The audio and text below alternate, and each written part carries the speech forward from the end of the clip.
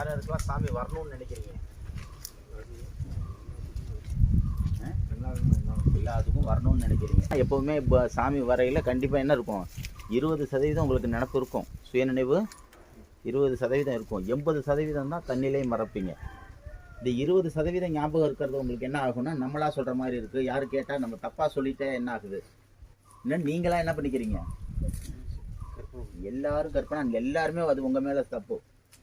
நீங்கள் இல்லை, இதுக்கு இந்த லைனில் வர எல்லாருக்குமே அந்த இதை நினச்சிக்க. அவங்க எப்படி நம்ம சொன்னது தப்பாக போச்சுன்னா, இவன் இப்படி செஞ்சுருக்க மாட்டான், இவன் ஒரு கேள்வி கேட்குறாங்க, இவராக இப்படி செஞ்சிருப்பாரு, இவர் இப்படி இருக்குது, நமக்கு அவரை பற்றி ஒரு நெகட்டிவான தாட்ஸ் வரலாம். அதை நம்ம நெகட்டிவாக வந்தால் நெகட்டிவாக தான் சொல்லணும்.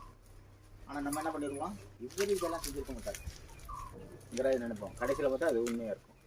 சரிங்களா? அதனால் எல்லாருக்கும் சாமி வரணுங்கிற நினைக்கிறோம், ஆடி அழைக்கிறோம். கூட இது பண்ணையில் ஏன்னா நான் உரிமை கொட்டலை, மேலே அடிக்கலை, உடுக்க அடிக்கலை, எதுவுமே அடிக்கலை. நம்ம பாடுற பாடலில் தான் அழைக்கிறேன்.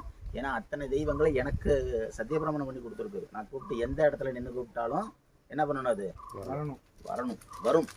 இது வரலையும் யாருக்கும் வந்தது, வராமல் போனது இல்லை. சரிங்களா? அதனால் எல்லாருக்கும் வரும். வரையில் எல்லாரும் என்னோட இது இருக்குதோ, உங்களோட இதில் என்ன பேசுதோ கேட்டுக்கோங்க. அதுக்கப்புறம் நீங்கள் இதை எப்படி வழிபடுத்துறது, இதை நீங்கள் எப்படி கூப்பிட்றதுங்கிறதெல்லாம் யார் யாருக்கு மேலே வருதோ அதுக்கு தகுந்த இதுகளை நான் சொல்லிக் கொடுக்குறேன். சரிங்களா? அதே மாதிரி கை கட்டு இருக்குது, கால் கட்டு இருக்குது, வாய்க்கட்டு இருக்குதுன்னெல்லாம் சொல்லிக்கிட்டு இருப்பாங்க. என் மேலே வருங்க, ஆனால் வாய்க்கட்டி இருக்குது. என் மேலே வருங்க, கை கட்டி இருக்குது. ஒவ்வொருத்தர் அருள் வந்துச்சுன்னா பின்னால் கை கட்டிக்குவாங்க. கட்டை என்ன பண்ண முடியாது, அருள் போகிற ஊர்லேயும் கட்டு திறக்காது. அதே மாதிரி வாய் பேசாது. சரிங்களா? இப்போ அந்த கை கட்டு, கால் கட்டு, வாய் கட்டு எல்லாத்தையும் என்ன பண்ணணும், அவுத்துட்டு உடச்சிட்டு தான் இங்கே நான் கூப்பிடுவேன். சரிங்களா? எனக்கு கொடுத்த சத்தியபிரமாணத்துக்கு எல்லாம் வரும்.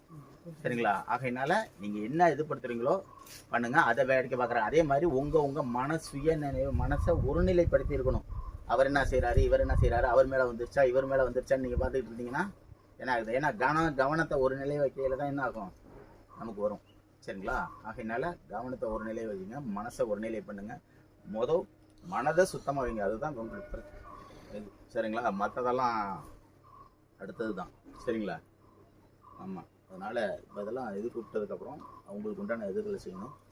சரிங்களா? அதுக்கப்புறம் என்னங்கிறத பேசுங்க. எதுவுமே இங்கே வந்து அவ்வளோ சௌகரியங்கள் நான் எதுவுமே கொண்டுட்டு வர்றதில்லை. என்ன இருக்குதோ இருக்கிறத வச்சு தான் நம்ம அங்கே செய்யணும்.